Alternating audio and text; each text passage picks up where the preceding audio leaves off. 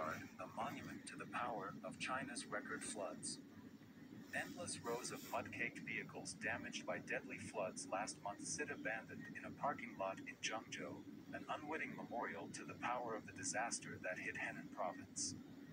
The region is rebuilding after the deadliest floods in a decade wreaked havoc across the province mid-July, killing over 300 people and damaging thousands of cars and buildings. We were forced to abandon our vehicles and leave when the waters rose, a Zhengzhou resident surnamed Wang said. At least 238,000 damaged vehicles have been sent to graveyards, like the one in the outskirts of Zhengzhou, head of Henan's insurance regulator Ma Chao told state broadcaster CCTV on Tuesday. Record downpours dumped a year's worth of rain on Zhengzhou, the capital of Henan province and the epicenter of the flooding, in just 3 days, with over 290 people killed.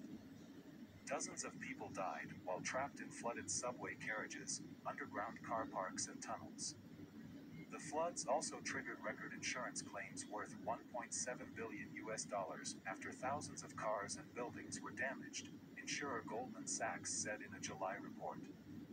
The local government last week said economic losses due to the floods have ballooned to over $20.65 billion and promised swift compensation.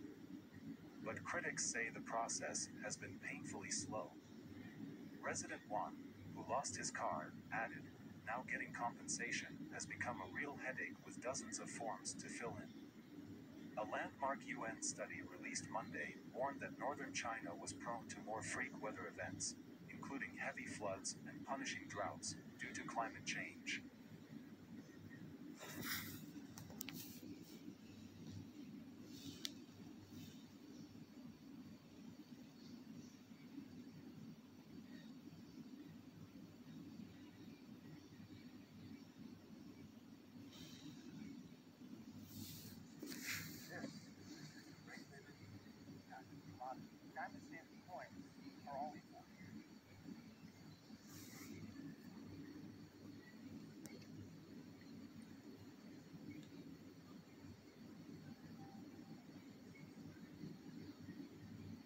Estuvimos yendo a todos esos lugares, ¿verdad? Para verificar, constatar las aguas negras, sucias, malolientas.